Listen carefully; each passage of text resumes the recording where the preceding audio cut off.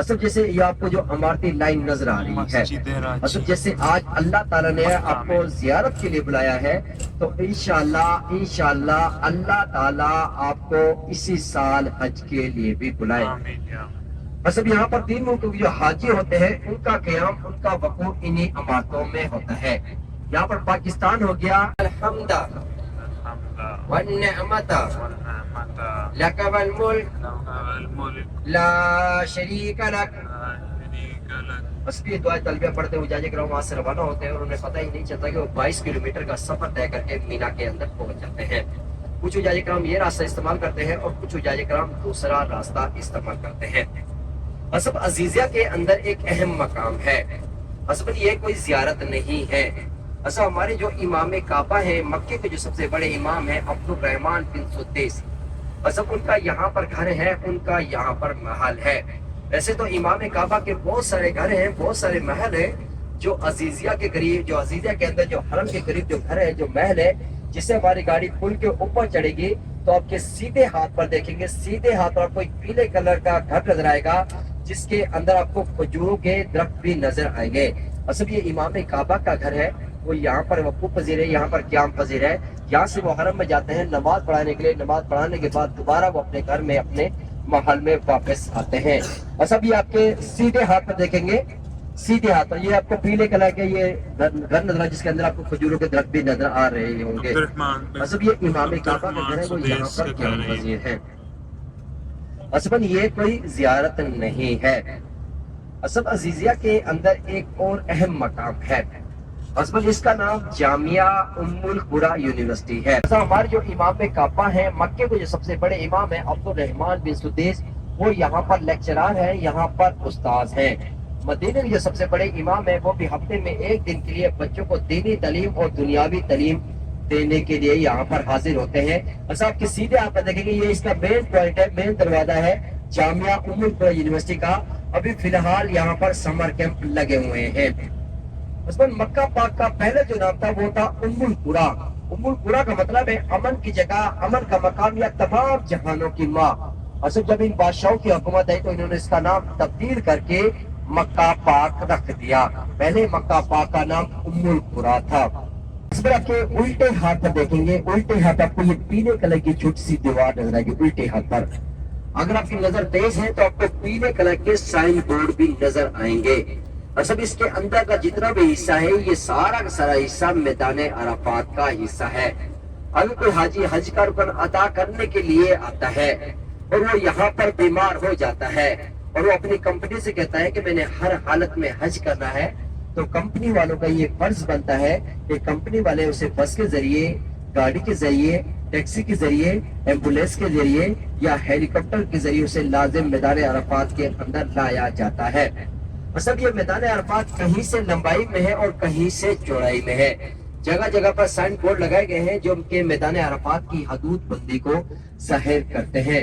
اصل یہ جو پیلے کلر کی جو دیوار نظر آ رہی تھی آپ کو، اس کے اندر بے شک آپ 1 منٹ، 1 سیکنڈ، 1 لمحے کے لیے بھی اپنا پاؤں رکھ دیتے ہیں تو آپ کا جو حج کا رکن ہے یہ مکمل ہو جاتا ہے۔ آپ کے سیدھے ہاتھ پر جو حصہ نظر آ رہا ہے، یہاں پر بیٹھ کر آپ بے شک 1 سال، 5 سال، 10 سال، 50 سال یا 100 سال بھی بیٹھ کر گزار دیں گے تو پھر بھی آپ کا حج کا رکن مکمل نہیں ہوگا۔ سب جو بھی حجاج کرام حج کا رکن ادا کرنے کے لیے آتے ہیں، جیسے وہ میدان عرفات کے اندر انٹری کرتے ہیں تو بلند آواز میں دعائے تلبیہ پڑھتے ہوئے داخل ہوتے ہیں۔ اصل ہم بھی میدان عرفات کے اندر داخل ہونے والے ہیں تو تمام کی تمام آئسمان ایک مرتبہ مل کر بلند آواز میں دعائے تلبیہ پڑھ لیں۔ آپ کے سیدھے ہاتھ پر دیکھیں، سیدھے ہاتھ پر یہ آپ کو سائن بورڈ نظر آئے گا سیدھے ہاتھ پر، جس کے اوپر لکھا ہوا ہے ایریا آف عرفات۔ اصل مل کر دعائے تلبیہ پڑھ لیں۔ بسم اللہ الرحمن الرحیم، لبیک اللہم لبیک، لبیک لا شریک لک لبیک، ان الحمد والنعمت لک والملک لا شریک لک۔ اصل یہ آپ کے الٹے ہاتھ پر دیکھیں گے، الٹے ہاتھ پر آپ کو نیم کے پودے نظر آئیں گے، نیم کے درخت نظر آئیں گے۔ اصل یہ ہمارے ملک پاکستان ہی کی پیداوار ہے، پاکستان ہی کی کاشت ہے۔ 1986 میں جب جنرل ضیاء الحق یہاں پر حج پر یہاں پر آتے ہیں، زیارت کے لیے آتے ہیں، اصل جو مکہ پاک میں میدان عرفات میں پہنچتے ہیں تو وہ کیا دیکھتے ہیں کہ مکہ پاک میں بہت زیادہ گرمی ہے. جو حجاج کرام حج کا رکن ادا کرنے کے لیے آتے ہیں وہ دھوپ میں بیٹھ کر حج کا خطبہ سنتے ہیں. اس کے بعد وہ اپنے وطن اپنے ملک واپس پاکستان جاتے ہیں. وہاں پر جا کر وہ شجر کاری کی مہم شروع کرتے ہیں. اصل وہاں سے یہ نیم کے درخت لے کے آتے ہیں. اصل یہ جو درخت لگائے گئے ہیں یہ بھی ہمارے ملک پاکستان ہی کے درخت ہیں. ان درختوں کے اندر جو مٹی استعمال کی گئی ہے یہ بھی ہمارے ملک پاکستان ہی کی مٹی ہے. اور میدان عرفات کے اندر جو سب سے پہلا جو درخت لگایا گیا تھا وہ بھی ہمارے ملک پاکستان ہی کا درخت تھا. بعد میں یہاں کی جو سعودی گورنمنٹ ہے, سعودی حکومت ہے, اس نے بعد میں شجر کاری کی مہم شروع کی. بس وہ میدان عرفات کے اندر ایک مسجد ہے. اس مسجد کا نام مسجد نمرہ ہے. مسجد نمرہ یہ وہ مسجد ہے جو سال میں صرف ایک دن کے لیے کھلتی ہے, 9 ذی الحجہ کے دن. اور سب اس مسجد میں حج کا خطبہ ہوتا ہے. اصل جو دنیا کی جو سب سے بڑے امام ہے وہ یہاں پر آ کر حج کا خطبہ دیتے ہیں. اصل مسجد نمرہ یہ 3 حصوں میں تقسیم ہے. اصل اس کے 2 حصے میدان عرفات کے اندر واقع ہے, ایک حصہ میدان عرفات سے باہر واقع ہے. اصل ایک حصہ اس لیے باہر واقع ہے کیونکہ جب ہمارے پیارے نبی حضرت محمد صلی اللہ علیہ وسلم یہاں پر تشریف لے کے آئے تھے تو اس وقت زوال کا ٹائم تھا اور آپ صلی اللہ علیہ وسلم نے اپنا جو خیمہ تھا وہ باہر نصب کیا تھا. جیسے ہی زوال کا ٹائم ختم ہوا تو اس کے بعد آپ صلی اللہ علیہ وسلم اندر تشریف لے کے گئے تھے. اصل مسجد نمرہ کے ٹوٹل 64 دروازے ہیں. اس کے 6 مینار ہیں. اس کے 3 گنبد ہیں. مسجد نمرہ یہ مشرق سے مغرب تک یہ 360 میٹر یہ لمبائی میں ہے. شمال سے جنوب تک یہ 240 میٹر یہ چوڑائی میں ہے. مسجد نمرہ کا جو ایک مینار ہے, ایک مینار کی جو لمبائی ہے وہ 60 میٹر ایک مینار کی لمبائی ہے. اچھا یہ مسجد پورا سال بند رہتی ہے. نہ ہی اس میں کوئی اذان ہوتی ہے, نہ ہی اس میں کوئی نماز ادا کی جاتی ہے. جو بھی حجاج کرام یہاں پر آتے ہیں زیارت کے لیے آتے ہیں وہ 2 رکعت نوافل تحیت المسجد کے ادا کرتے ہیں. جن حجاج کرام کا وضو ہے وہ 2 رکعت نوافل تحیت المسجد کے ادا کریں گے, اور جن کا وضو نہیں ہے وہ زیارت کر کے دوبارہ گاڑی کے اندر آ کر بیٹھیں گے. یہاں پر اللہ تعالیٰ روز قیامت والے دن اپنی عدالت لگائے گا اور تمام کے تمام انسانوں نے یہاں پر اکٹھا ہونا ہے. اصل جو لوگ نیکوکار ہوں گے ایسا ان کو اللہ تعالیٰ جنت میں جگہ عطا فرمائیں گے, اور جو لوگ گنہگار ہوں گے ان کو اللہ تعالیٰ دوزخ میں ڈالے گا.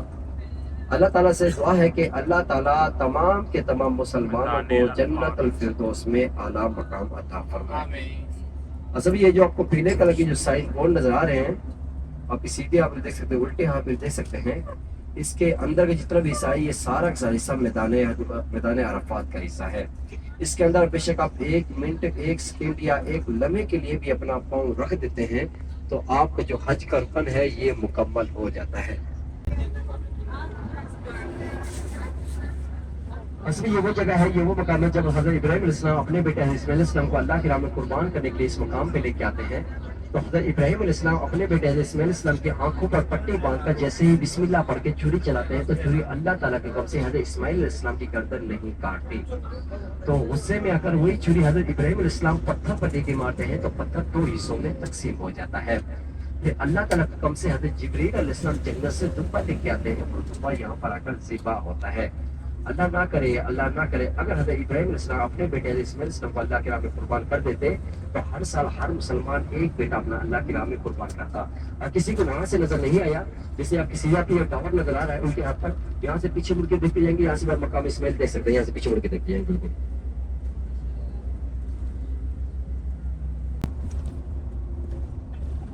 جیسے ہی ہمارا ختم ہوگی اس کے کارنر میں دیکھیں گے آپ کو 4 مینار والی ایک مسجد نظر آئے گی. اس مسجد کا نام مسجد خیف ہے.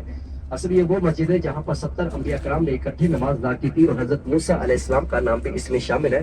آپ کے الٹے ہاتھ پر یہ 4 مینار والی جو مسجد نظر آئے گی آپ کو. جیسے آج اللہ تعالیٰ نے آپ کو زیارت کے لیے بلایا, آپ حج کا رکن ادا کرنے کے لیے آتے ہیں اور آپ پہلے آ جاتے ہیں تو آپ اس میں آ کر 2 رکعت نوافل شکرانہ کے بھی آپ ادا کر سکتے ہیں. اچھا آپ کے الٹے ہاتھ پر دیکھیں گے, الٹے ہاتھ پر آپ کو ایک 3 منزلہ ایک عمارت نظر آئے گی جس کے اوپر آپ کو ایک سفید رنگ کی بہت بڑی چھتری نظر آئے گی الٹے ہاتھ پر. اصل یہاں پر شیطان ہے, یہاں پر جبران ہے. اصل یہ شیطان نہ ہی انسان کی شکل میں, یہ صرف سیمنٹ کے عمود کے پلر سے بنے ہوئے ہیں. اصل آپ کے سیدھے ہاتھ پر بھی دیکھیں گے, الٹے ہاتھ پر بھی دیکھیں گے مینا, دنیا کی سب سے بڑی خیموں والی بستی مینا.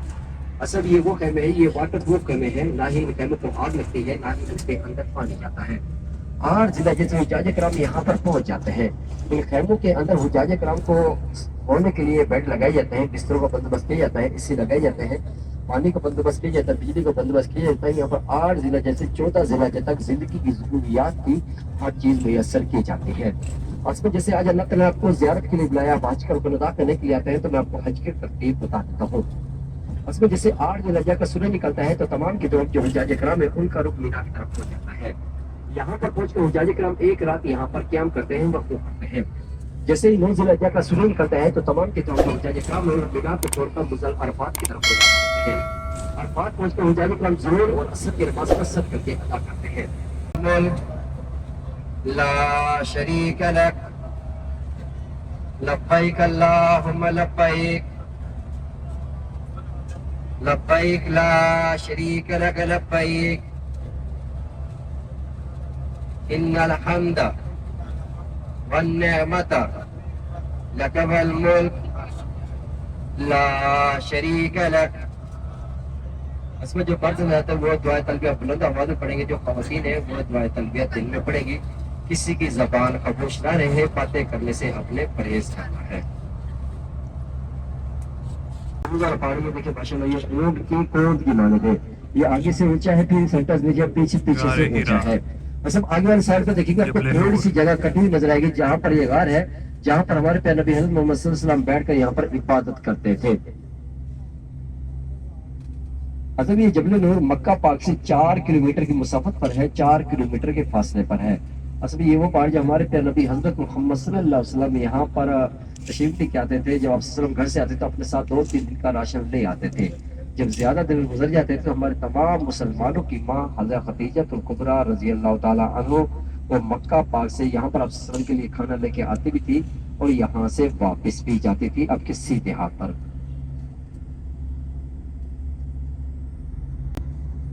آپ کو ایسا چاہتا ہے کہ میں زیارت کے لیے جاؤں اور ہمارے پیسے بھی نہ لگے, تو آپ نے کرنا کیا ہے, آپ نے حرم کے اندر جانا ہے. حرم کے اندر جانے کے بعد جہاں پر آئیے ابو جاہل کے حمام ہے, یہاں پر آپ نے آنا ہے. تو وہاں پر آپ کو 10 نمبر حکومت کی گاڑی ملے گی. اس گاڑی پہ آپ نے بیٹھنا ہے, تو وہ گاڑی والا آپ کو جبل نور کے پاس آ کر اتار دے گا. اس کے بعد آگے آپ نے پیدل سفر طے کرنا ہے. اللہ تعالیٰ عنہ اپنی عدالت لگاتے تھے, اپنی کچہری لگاتے تھے. اصل جو لوگ گناہ کرتے تھے ان کے یہاں پر سر قلم کر دیے جاتے تھے. جو کوئی چوری کرتے تھے ان کے یہاں پر ہاتھ کاٹ دیے جاتے تھے. جو کوئی زنا کرتا تھا انہیں یہاں پر پتھر مار کے سنسار کر دیا جاتا تھا. اصل اسے مسجد عدل بھی کہتے ہیں, اسے میدان عدل بھی کہتے ہیں. اصل تھوڑی سی اگر کہ آپ کے سیدھے ہاتھ پر ایک چھوٹا سا قبرستان نظر آئے گا. اصل اس قبرستان کا نام مقبرہ عدل ہے. اصل یہ وہ قبرستان, یہاں دیکھیں سیدھے ہاتھ پر یہ کپڑوں کی نشانی کے لیے ان کپڑوں کے پاس چھوٹے چھوٹے سفید رنگ کے یہ وائٹ کلر کے یہ پتھر لگائے گئے جو کپڑوں کی نشاندہی کرتے ہیں. اور اسلام میں ہے کہ قبریں اس طرح بنانی چاہیے, نہ کہ تھلہ نما بنانی چاہیے, نہ کہ سیمنٹ کی بنانی چاہیے. اصل یہ وہ قبرستان ہے جب حضرت عمر فاروق رضی اللہ تعالیٰ عنہ اپنی عدالت لگاتے تھے, کچہری لگاتے تھے. جن لوگوں کا سر قلم کر دیا جاتا تھا ان کو بھی اسی قبرستان کے اندر دفنایا جاتا تھا. مکہ پاک میں جنت المالا ہے اور مدینہ پاک میں جنت البقیہ ہے. اصل اس کے بعد ہے اصل مکہ پاک میں مسجد جن ہے اور مدینہ پاک میں وادی جن ہے. اس کے بعد مسجد فتح ہے اور مسجد شجر ہے.